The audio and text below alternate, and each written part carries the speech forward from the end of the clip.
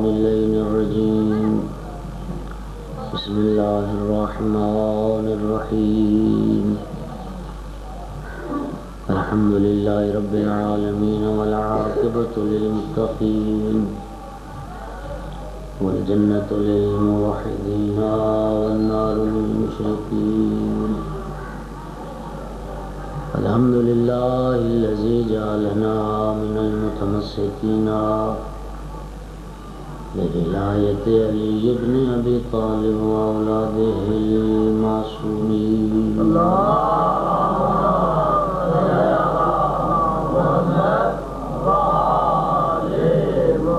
الحمد لله الذي جعلنا من الباقين على سيد الشهداء وأولاده وأصحابه المظلومين الصلاة والسلام والتحية والإكرام على رسوله الكريم شفيع المذنبين أنيس الغريبين رحمة للعالمين أعني العبد المؤيد الرسول المسدد المحمود الأحمد المصطفى الأمجد أبا القاسم محمد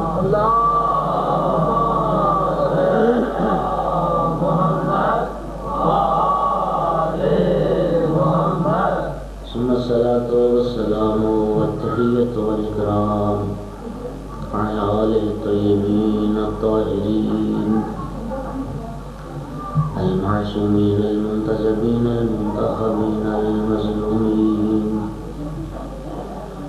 واللعنة الدائمة على أعدائهم الملعونين في يوم عداوتهم إلى قيام يوم الدين وبعد يوم الدين أما بعد فقال سبحانه وتعالى في كتابه المجيد أعوذ بالله من الشيطان الرجيم بسم الله الرحمن الرحيم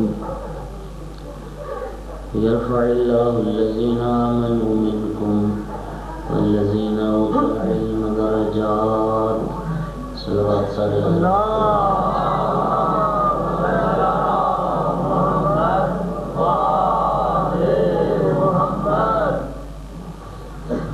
سامعین محترم حاضرین مجلس والیان حیدر کرار عزاداران آل محمد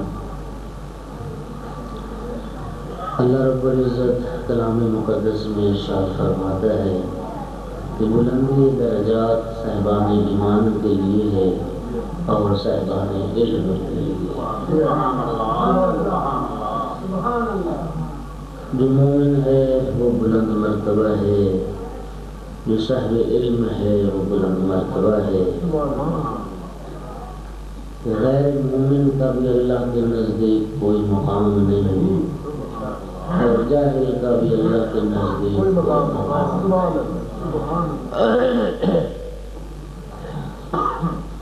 اور اللہ رب العزت نے یہ جو فرمایا کہ صاحبان ایمان کے درجات بلند ہیں اور صاحبان علم کے،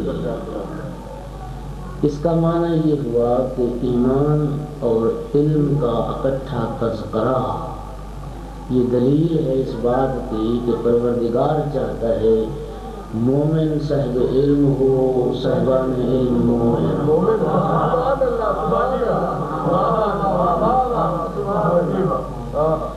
علم اور ایمان میں وحدت رب العزت چاہتا ہے، اور صاحبان ایمان کو صاحبان علم ہونا چاہیے۔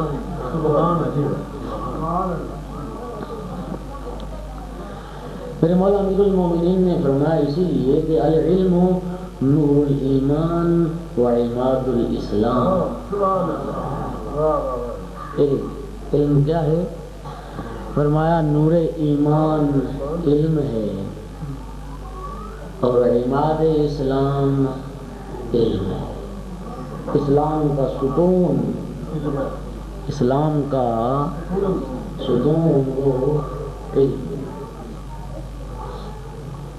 اس مقام پہ فرمایا العلم نور، علم نورانیت ہے، علم روشنی ہے۔ علم نور ہے تو جہالت کیا ہے؟ تاریکی ہے، جہالت اندھیرا ہے، علم نور ہے، علم روشنی ہے۔ ہمیں نور کسب کرنے کا حکم دیا ہے اللہ، پیغمبر اور اطرت پیغمبر نے، اور پھر کیا مقام و مرتبہ سرکار نے بیان فرمایا جو طالب علم ہے۔ میں نے دوستو مجلس امام حسین علیہ السلام کو تبرک اور عادت نہ بنا،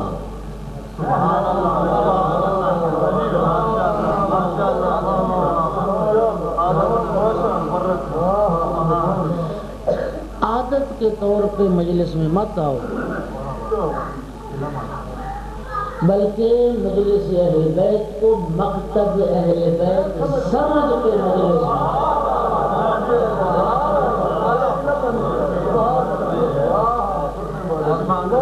اور طالب علم بن کے مجلس میں آؤ۔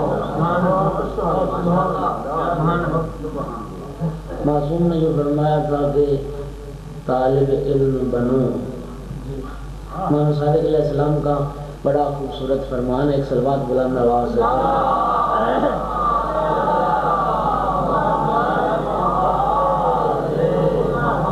مولانا نے فرمایا کہ انسانوں کی، لوگوں کی تین قسم،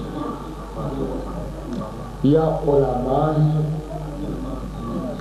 یا متعلمون ہیں، طالب علم ہیں، یا خس و خاشاک۔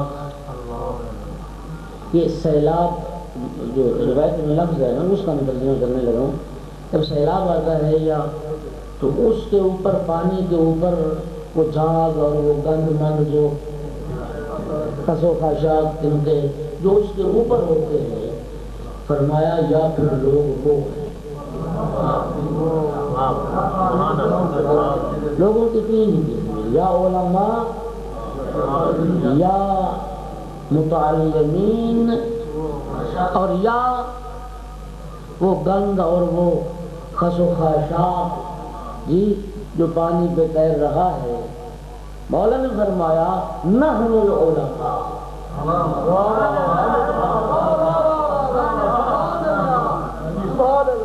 مولا نے فرمایا علماء ہم ہیں، وشیعتنا متعلمون، اور طالب علم ہمارے شیعہ ہیں، ان کے علاوہ باقی سب کچھ گندگی ہے۔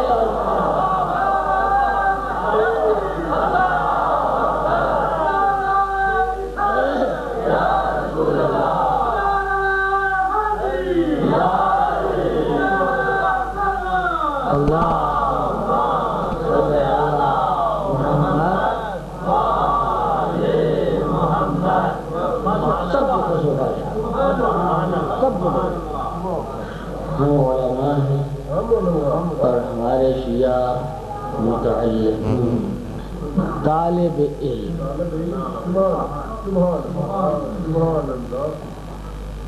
میں نے کل بھی عرض کیا تھا میرے دوستو، جو انسان یہ سمجھ لینا کہ بس میں علم میں نے سیکھ لیا ہے اور میں علم کی انتہا اور بلندی پہ پہنچ گیا ہوں، یہ تصور ہی اس کا نقطہ زوال ہے۔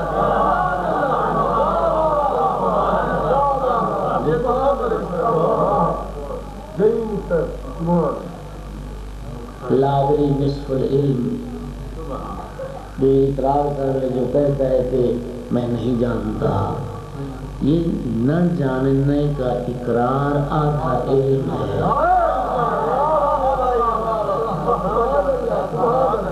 آدھا علم ہے، میں نہیں جانتا، یعنی نہ جاننے کا تو علم ہو گیا۔ کل جہل مرتب اور جہل بسیط کی بات میں نے، یہ تو مجھے علم ہو گیا کہ میں نہیں جانتا۔ اب جس کو نہیں جانتا وہ جان لے گا، پتہ چل گیا کہ یہ میں نہیں جانتا۔ اور اس کے مقابلے میں مولا نے کیا فرمایا؟ من قال انا عالم فهو جاہل۔ تو یہ دعویٰ کرے نا کہ میں عالم ہوں، فرمایا یہ دعویٰ اس کی جہالت کی دلیل ہو جائے۔ عالم ہم ہیں اور ہمارے شیعہ طالب علم ہیں، اور طالب علم بنیے اور طالب علم رہیے، اور طالب علم بننے کے لیے کسی مدرسے میں بستر لے کے جانا تو ضروری نہیں۔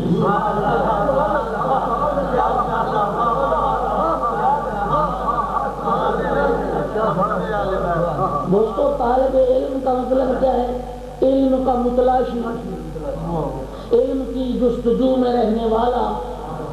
دکان پہ بیٹھ کر بھی انسان طالب علم رہ سکتا ہے، حال چلا کر بھی انسان طالب علم رہ سکتا ہے، زندگی کے ہر شعبہ حیات سے وابستہ رہ کے بھی طالب علم بن سکتا ہے۔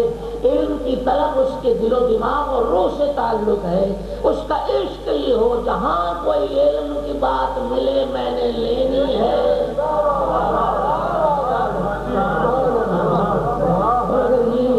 یہ اس کی خواہش ہے تو وہ چاہے جہاں بیٹھا ہے، دکان پہ بیٹھا ہے، گھر بیٹھا ہے، زندگی کے جس شعبے سے وابستہ ہے وہ طالب علم ہے۔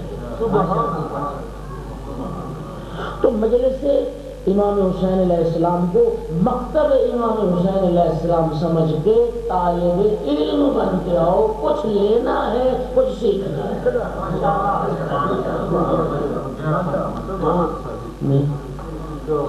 معاف کرنا، یہ جو غرض ہے نا اصلاح، وہ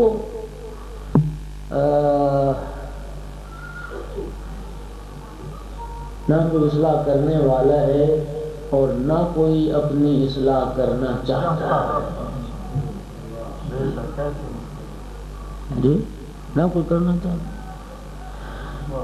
وہ سمجھتے ہیں کہ ہم اصلاح شدہ ہیں، ہماری تو اصلاح ہو گئی ہے۔ تو ظاہر ہے جس نے یہ سمجھ لیا کہ میں تو کامل ہو گیا ہوں اور میری اصلاح ہو گئی ہے، وہ کیوں فکر کرے گا اپنی اصلاح کا؟ اور زندگی بھر اگر طالب علمی والا مزاج رکھو گے اور طالب علم رہو گے تو پھر مقام و مرتبہ سن، طالب علم کا مقام و مرتبہ کیا ہے؟ رحمت دو عالم ارشاد فرماتے ہیں لطالب العلم یستغفر کل شیء، طالب علم کے لیے، علم کے متلاشی کے لیے، علم کے عاشق کے لیے ہر شے کائنات کی استغفار کرتی ہے۔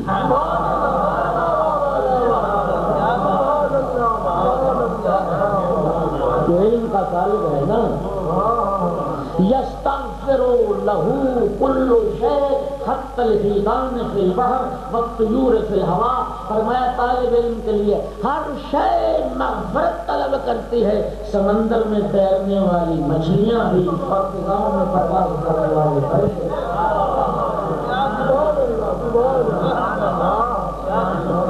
نعرہ تکبیر، نعرہ رسالہ، یا رسول اللہ،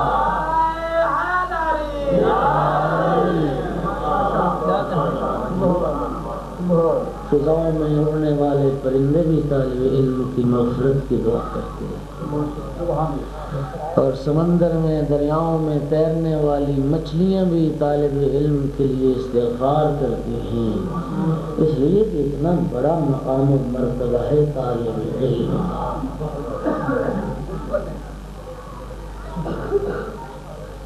امام جعفر صادق علیہ السلام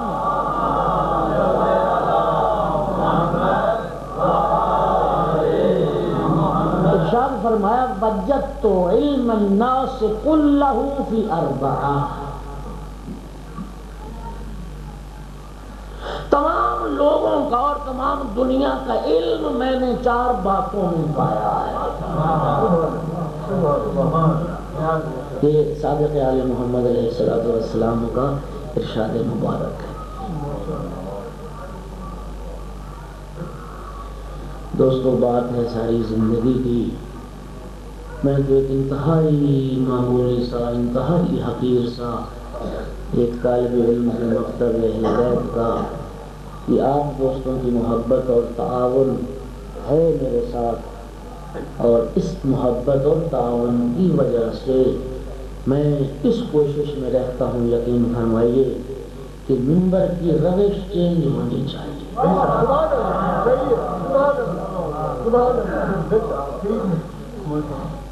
اور الحمدللہ ہوگی اور ہو رہی ہے اور ہو جائے گی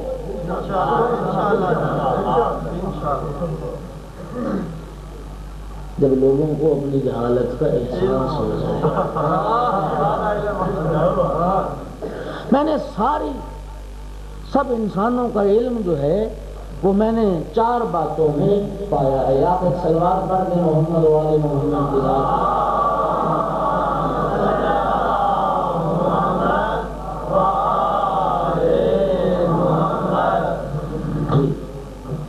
اب میری طرف دیکھیے 4 چیزوں میں پہلی چیز،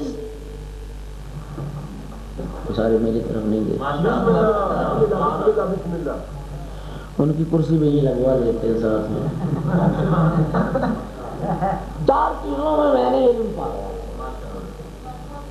پہلی چیز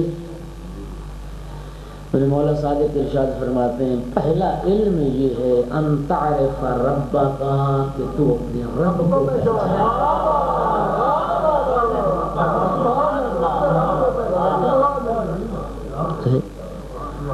پہلی بات ہے کہ تو اپنے رب کو پہچانے، تیرا رب کون ہے؟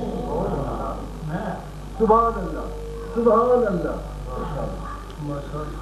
دیکھیے یہ نہیں فرمایا میرے مولا صادق نے کہ ان تعرف اللہ،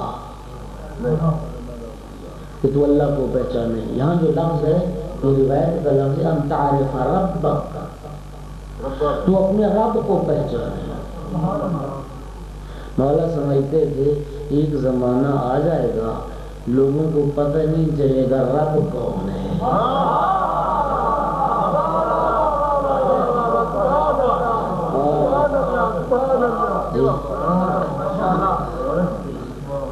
ہماری کچھ مجبوریاں ہیں، ابھی سلوات پڑھیے محمد والے محمد۔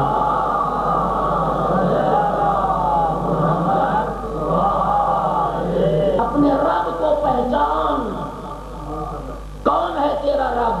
اور سورہ مبارکہ ہے فاتحہ میں اللہ رب العزت نے رب کا تعارف کروایا ہے، الحمدللہ رب العالمین، عالمین کا رب وہی ہے جو اللہ ہے۔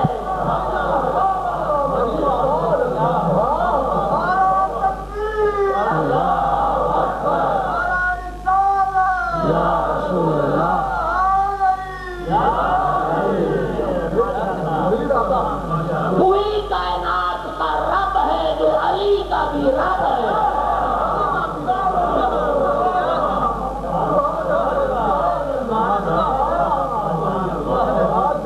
منبر علم سے اور منبر اہل بیت سے ہے یار اس قدر زیادتی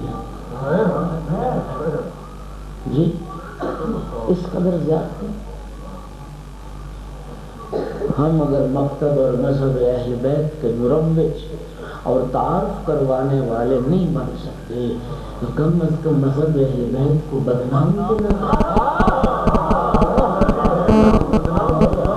اہل بیت کے پاکیزہ مذہب کو، حقیقی دین کو اور حقیقی اسلام کو بدنام تو نہ کریں دنیا کی نگاہ میں۔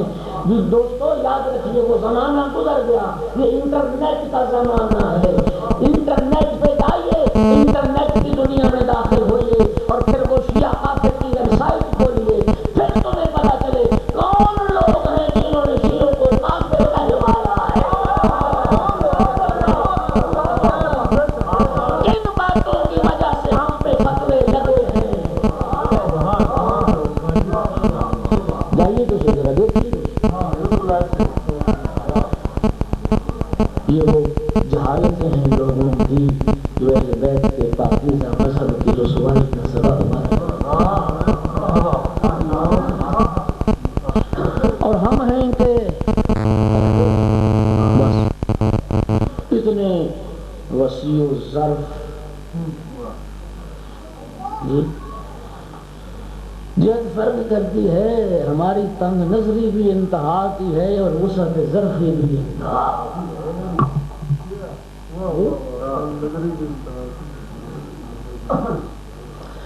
تنگ نظری کا یہ عالم ہے پورے پاکستان میں میرے سامنے میں ظاہر ہے اسی فیلڈ میں ہوں، اتنی تنگ نظری اور اتنی شدت، فلاں عالم نہ پڑھنے پائے۔ سندھ کا ایک ہندو ہے وہ تمہارے منبر پہ پڑھتا ہے، ہندو پڑھے ٹھیک ہے، منافق پڑھے ٹھیک ہے،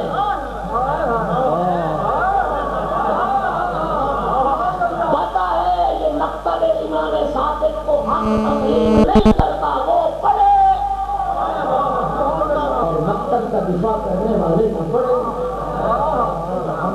تمہارے منبر پہ منافق آئیں آ جائیں، تمہارے منبر پہ غیر مسلم بت پرست آئیں آ جائیں، نہ آئے تو جو مکتب اہل بیت کا دفاع کرنے والا۔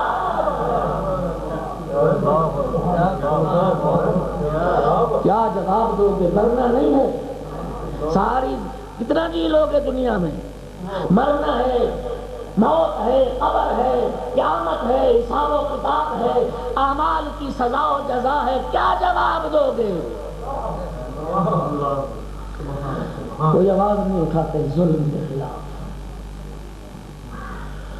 اور وسعت ظرفی جو چاہے آ جائے منبر حسین پہ، نہ اس کی ڈگری چیک ہوتی نہ اس کی کوالیفیکیشن کا کوئی مسئلہ ہے، جو آئے جو پڑھے،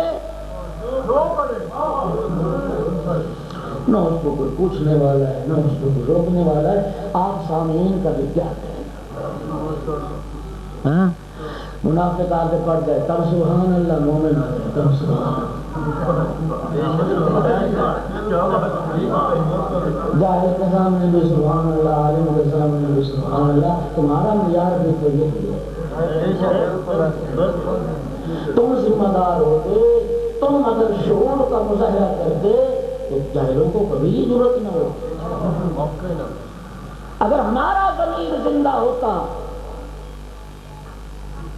تو کیا ضرورت تھی کہ مکتب امام صادق کا مخالف ہو اور اعلانیہ کہے کہ میں مکتب امام صادق کا نہیں ہوں، اعلانیہ انکار کرے اور پھر ہمارے منبر پہ ہمیں بتائے شیعت کیا ہے؟ جو خود نہیں سمجھتا شیعت کیا ہے وہ ہمیں بتاتا ہے شیعت کیا ہے، ظلم نہیں ہے یار؟ اور ہم جناب واہ واہ اور سبحان اللہ، ہم کہتے ہیں اس سے بڑا عالم ہی کوئی نہیں۔ میں کس کس کا نام ہوں؟ صلوات پڑھیے محمد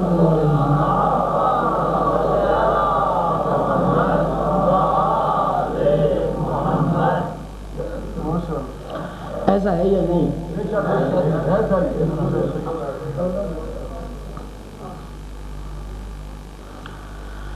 تو کیسے آئے گی تبدیلی بتائیے؟ خدا رہا وہ اس دفتر میں ملازم رکھنا ہونا، اس کی بھی اسناد دیکھی جاتی ہے۔ ہاں جی ہاں، اور منبر امام حسین کے لیے کوئی شرط نہیں۔ صلوات پڑھ دیجیے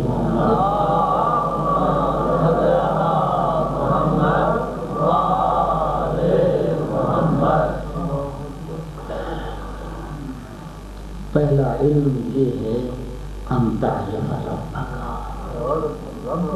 بات یہاں سے چلی تھی اہل بیت کے منبر سے، آل محمد جن کی زندگیاں گزر گئیں توحید کا تعارف کرواتے کرواتے، ان منبروں سے صدائیں آتی ہیں ہمارا ایک نہیں ہمارے 14 رب۔ بتائیے جو شخص یہ کہتا ہے وہ شیعہ ہے؟ شیعہ تو وہ ہوتے ہیں پیغمبر کو نبی آخر الزمان مانتے ہیں، امیر المومنین سے لے کے امام ہادی مہدی تک 12 اماموں کی امامت کے قائل ہیں، رب ہونے کے قائل نہیں۔ اللہ نے جو مقام و مرتبہ عطا فرمایا ہے، اللہ نے انہیں امام بنایا ہے کائنات کے لیے۔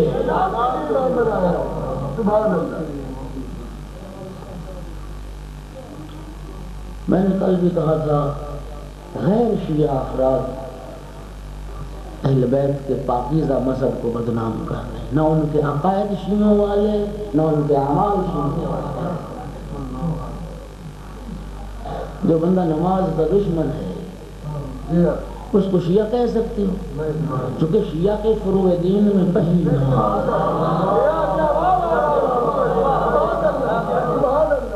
شیعہ کے فروع دین میں جو نماز کا مذاق اڑائے، جو نمازی کا مذاق اڑائے، اس کے بارے کیا بولتے ہیں؟ وہ شیعہ ہے۔ اس کو تو پتہ ہی نہیں کہ میرے فروع دین کیا ہیں اور میرے اصول دین کیا ہیں۔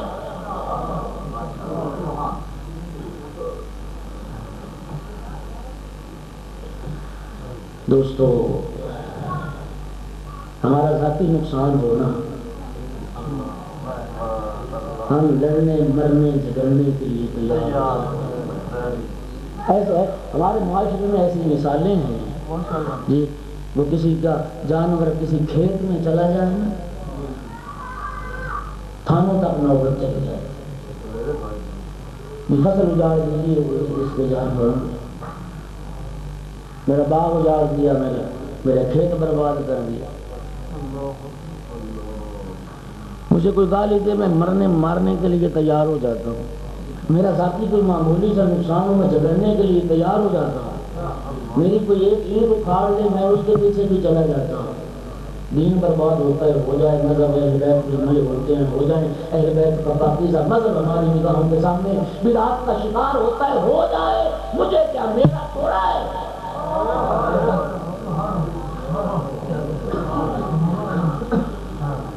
جو شاید جسے بیت نہیں سمجھتا ہوں اس کے لیے تڑپتا ہوں۔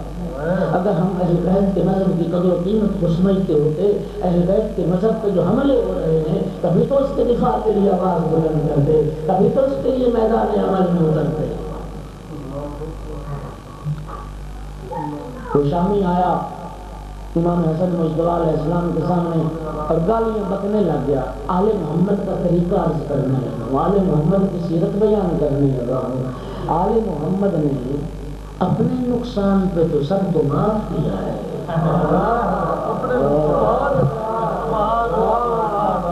نہیں کیا؟ گالیاں بکنے لگا، امیر المومنین کی شان میں گستاخی کرنے لگا۔ جب تھک گیا نا، تھک گیا بک بک کے، میرے مولا مجتبیٰ نے فرمایا، فرزند رسول نے فرمایا، مسافر معلوم ہوتے ہو،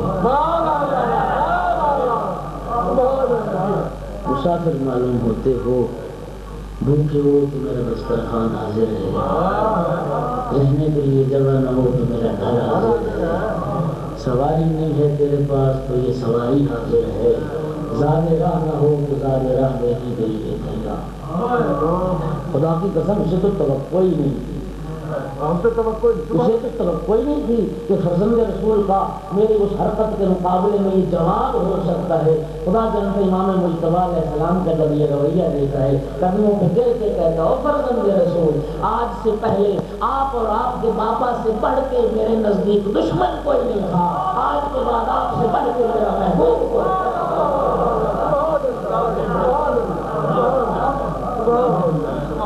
انہوں نے اپنے ذاتی نقصان کو تو معاف کیا ہے، لیکن جب دین خدا پہ حرف آیا ہے، یہ کربلا کیوں سجائی ہے امام حسین؟ یہ کربلا کیوں سجائی سید الشہداء نے؟ اس لیے کہ دین خدا پامال ہو رہا تھا، دین خدا میں رہا تھا۔ اب میرے مولا حسین میدان میں نکلے، اے دین خدا، تیری عزت، تیری عظمت، تیری عزت و عظمت پہ میں حرف نہیں آنے دوں گا، میرا علی اکبر موجود ہے، میرا علی اصغر موجود ہے، میرا عباس موجود ہے۔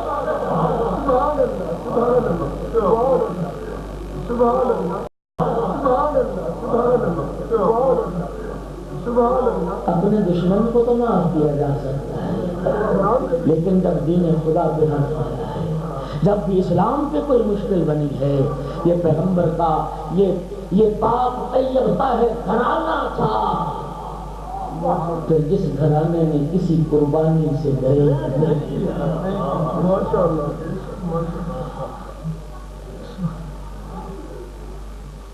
دین کی حفاظت کے لیے، نصرت دین خدا کی۔ صلوات پڑھ دیجیے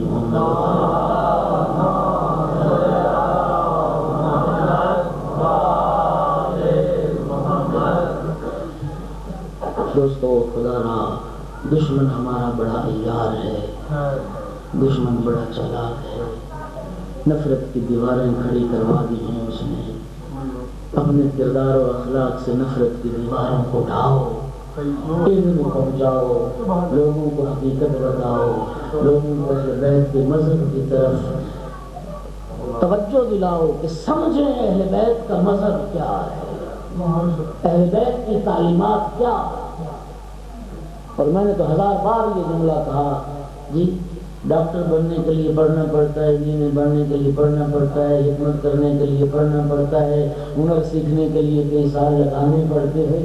دنیا کا کوئی علم و ہنر، دنیا کا کوئی علم و ہنر اگر سیکھے بغیر نہیں آتا، دین سیکھے بغیر آتا ہے؟ ہاں، علم سیکھے بغیر آتا ہے۔ انسان کو دین کے لیے بھی وقت دینا پڑے گا، مذہب اہل بیت کو سمجھنے کے لیے بھی وقت دینا پڑے گا، تب سمجھے گا مذہب اہل بیت کیا ہے۔ ہم نے کب وقت دیا دین سمجھنے کے لیے؟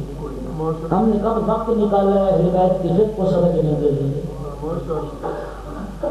جی وہ ایک دن بھی اہل بیت کی تعلیمات کو سمجھنے کی کوشش نہیں کی، اور پورے مذہب کے ترجمان بن بیٹھے لوگ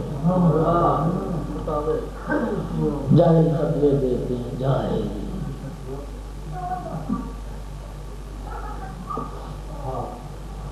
درد دل آپ سے نہ کروں کیسے کروں؟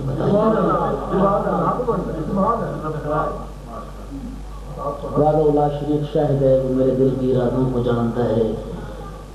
اس خدا کی قسم کھا کے کہہ رہا ہوں، مجھے قطعاً یہ لالچ نہیں ہے اگلے سال میرا محرم بنے، میں تو سال کی نماز رکھتا رہا،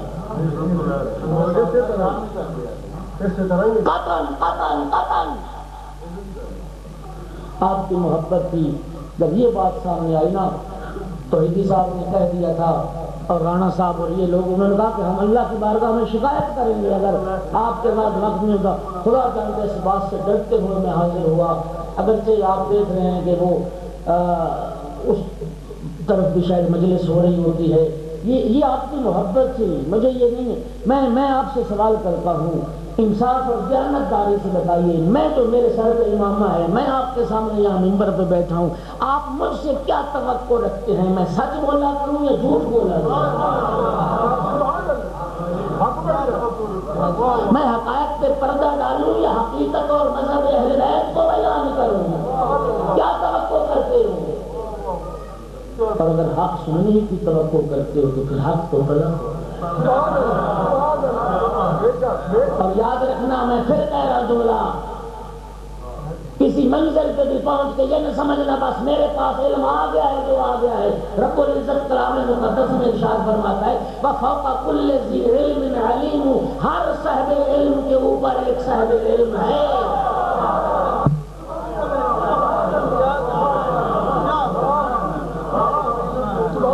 ہر علم والے کے اوپر ایک علم والا، ہر صاحب علم کے اوپر ایک صاحب علم ہے۔ مکتب سمجھ کے آؤ اور اپنی اصلاح کی کوشش کرو، نقائص ہیں ہمارے اندر، انسان انہیں سمجھنے کی کوشش کرے۔ اہل بیت کا مذہب یہ جذبات کا مذہب تو نہیں ہے، ہاں یہ جذبات کا مذہب نہیں ہے، یہ علم و معرفت کا مذہب ہے۔ صلوات پڑھیے محمد و آل محمد۔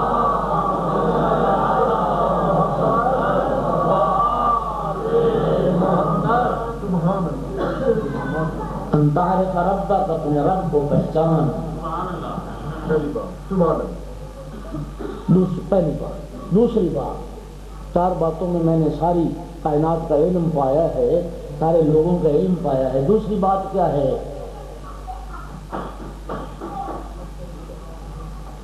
ان تعرف ما صنع بک. امام صادق فرماتے ہیں دوسری بات یہ پہچان اور سمجھ کہ تیرے رب نے کتنی بھلائیاں تیرے ساتھ کی.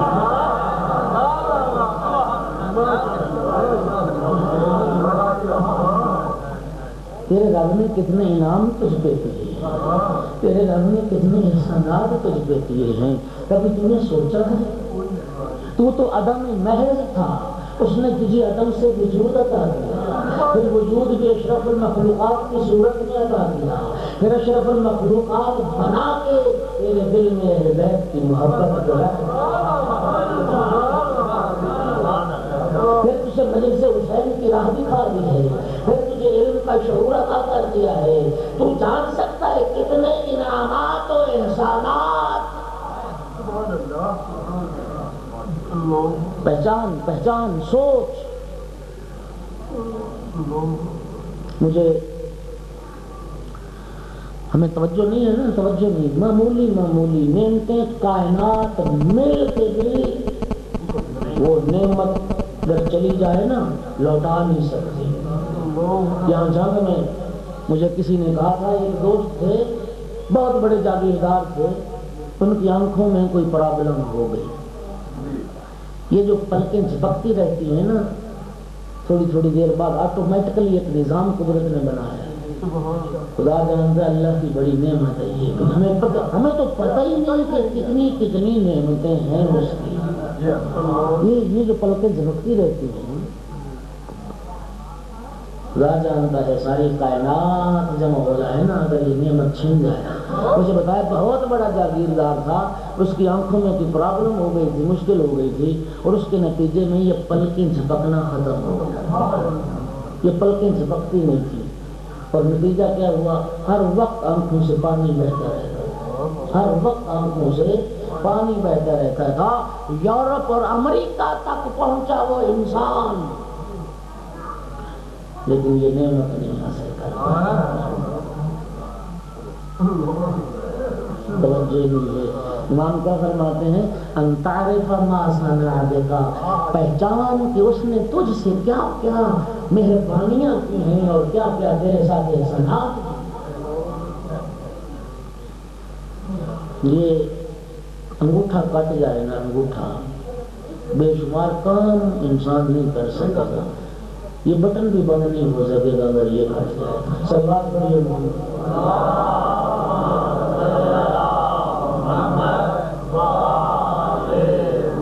تیسری بات, ان تعرف ما اراد منک.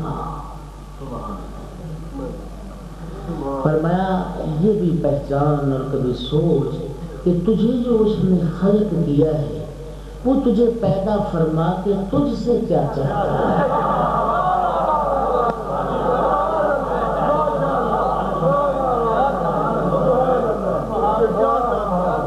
ایک سوال تو پڑھ دیجیے.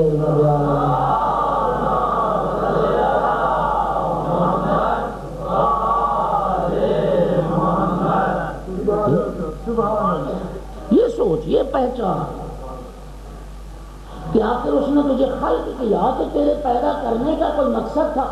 تو کوئی کام فضول نہیں کرتا, وہ حکیم علی الاطلاق اس نے فضول کرتا.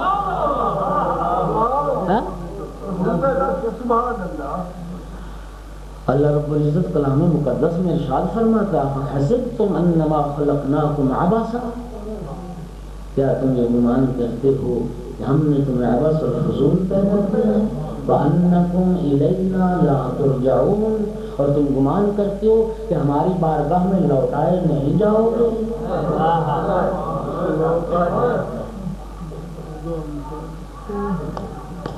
لوٹ کے جانا ہے ایک دن اس کی بارگاہ میں.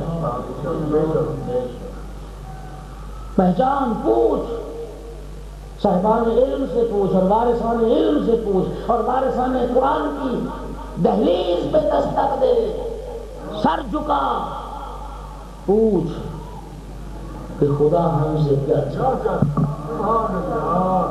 جو خلق فرمایا ہے اس نے. اور چوتھی چیز,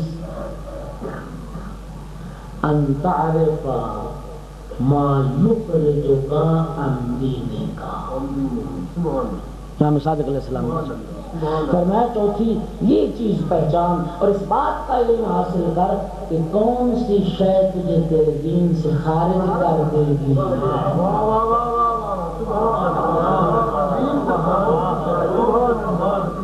کون سی شے تجھے بے دین بنا دے گی، کون سی شے تو اس سے دین جیسی نعمت کو چھین لے گی، پہچان۔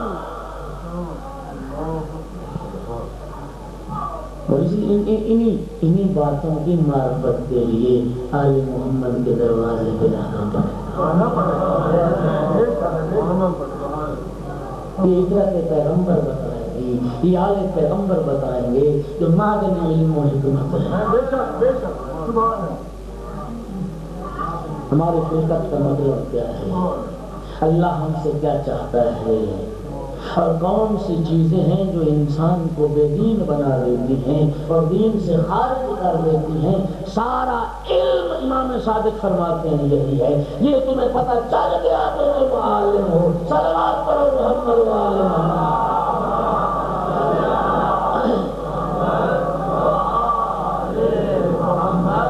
کمانا ہے اور کھانا ہے،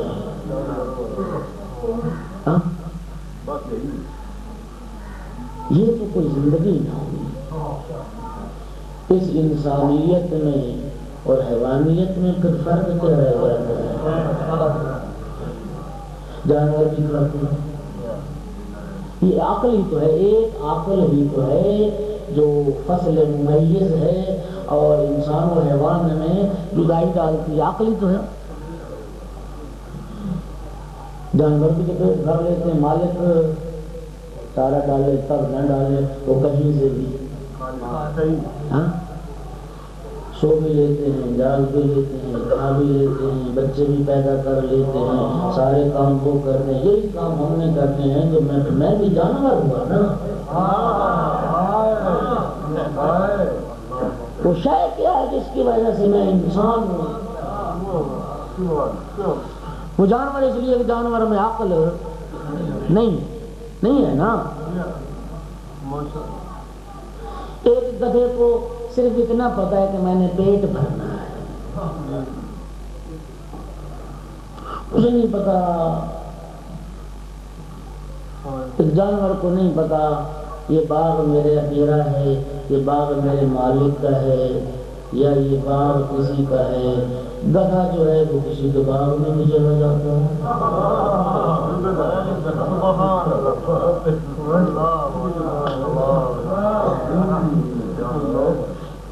جی جس انسان کو یہ پتہ نہ ہو یہ باغ میرا ہے یا کس کا ہے، اس میں گدھے میں کیا فرق ہے؟ صلوات پڑھیے محمد و آل محمد۔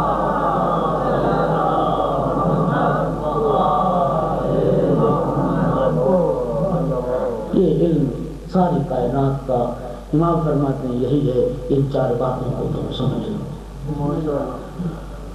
کربلا پہنچ کے فرزند رسول نے 3 خط لکھے۔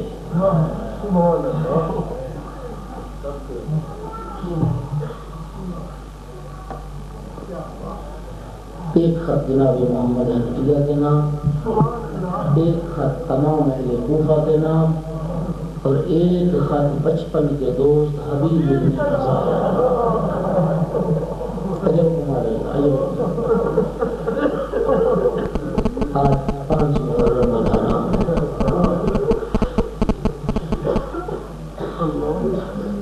پر حبیب تیری عظمت کو سلام۔ منتخب ابراہیم میں یہ روایت موجود ہے، سرکار دو عالم اپنے اصحاب کے ساتھ جا رہے تھے، چند بچے کھیل رہے تھے، ایک بچے کو پکڑا، پیغمبر نے اس کی پیشانی بھی بوسے دیے۔ اصحاب نے پوچھا یا رسول اللہ اس بچے کے ساتھ کی امتیازی محبت کا راز کیا ہے؟ فرمایا میں نے دیکھا تھا ایک دن میرا حسین آگے آگے چل رہا تھا، یہ میرے حسین کے پیچھے پیچھے چل رہا تھا، میرے حسین کے قدموں کی خاک اٹھا کے آنکھوں سے لگاتا تھا۔ یہ بچہ ہے حبیب۔ اور خط کے جملے ملاحظہ فرمائیے کیا لکھا؟ من الحسین ابن علی الى الرجل الفقیر حبیب ابن مظاہر الاسدی، یہ خط ہے حسین ابن علی کی طرف سے ایک مرد فقیر کے نام۔ اے حبیب تیری عظمت کو سلام، جسے وقت کا امام رجل فقیر کے نام سے یاد ہے، جسے وقت کا امام مرد فقیر کے نام سے یاد ہے۔ تم خوش نصیب ہو۔ تو جملہ روایت میں موجود ہے، کسی صاحب معرفت کو زیارت ہوئی جناب حبیب ابن مظاہر کی، عالم خواب میں دیکھا حبیب جنت کے محلات میں ہیں اور پریشان اور مایوس نظر آئے۔ پوچھا حبیب آپ جنت میں اور پریشانی اور مایوسی کس لیے؟ کہا میری ایک حسرت رہ گئی۔ حبیب آپ کی کیا حسرت رہ گئی؟ سنوں گے حبیب کی حسرت؟ حبیب کہتے میری ایک حسرت رہ گئی، کاش اللہ رب العزت مجھے دنیا میں ایک موقع اور دے دیتا، میں حسین کے رونے والوں میں شامل، میں حسین پر رونے والوں میں شامل ہو جاتا۔ شہادت کی موت کے بعد بھی ایک مرتبہ خدا مجھے دنیا میں بھیج دیتا تاکہ میں حسین پر رونے والوں۔ اجرکم علی اللہ، کبیرہ گناہ معاف ہوتے ہیں آل محمد کے غم میں رونے سے۔ خط لکھا اور خط کا مضمون یہ اما بعد فقد تعلم قرابتی من رسول اللہ۔ حبیب تو تو جانتا ہے نا میرا رسول سے کیا رشتہ ہے۔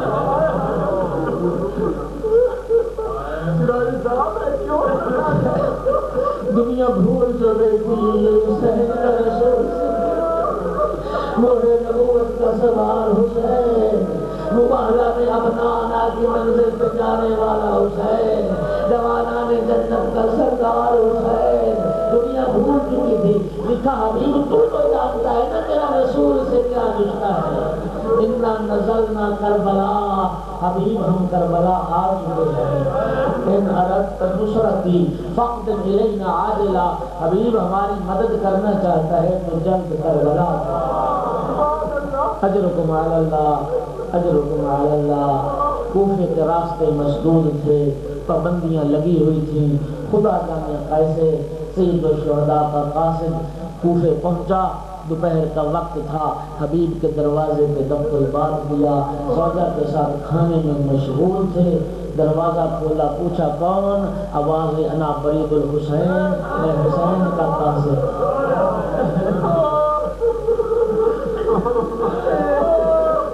سید الشہداء کا خط لیا قاصد نے، حبیب نے خط لیا، غصہ دیا، آنکھوں سے لگایا، پھر خط کو پڑھا، اور جب خط کے مضمون سے آگاہ ہوا نا، بے ساختہ آنکھوں سے آنسو جاری، بے ساختہ آنکھوں سے۔ حبیب کی زوجہ نے پوچھا کس کا خط ہے؟ کہا فرزند رسول کا خط ہے۔ کیا لکھا ہے؟ مجھے اپنی نصرت کے لیے بلایا۔ یہ حبیب کی معرفت تھی، یہ حبیب کی معرفت تھی، ورنہ سید الشہداء نے مکہ سے لے کے کربلا تک اور 2 محرم سے لے کے شب عاشور تک اپنے اصحاب کو بھی دھوکے میں نہیں رکھا، فرمایا جو جانا چاہتا ہے چلا جائے، ممکن ہے کوئی میرے ساتھ اس لیے جنگ ہوگی، مال غنیمت ملے گا، فرمایا کوئی غنیمت نہیں، جو مرد ہوگا وہ مارا جائے گا، جو بیویاں ہوگی وہ قیدی بنا لی جائیں گی۔ کئی مرتبہ فرمایا چلے جاؤ، یہ حبیب کی عظمت تھی جنہیں خط لکھ کے بلایا۔ آمین میری نصرت کے لیے کربلا، آمین میری مدد کے لیے۔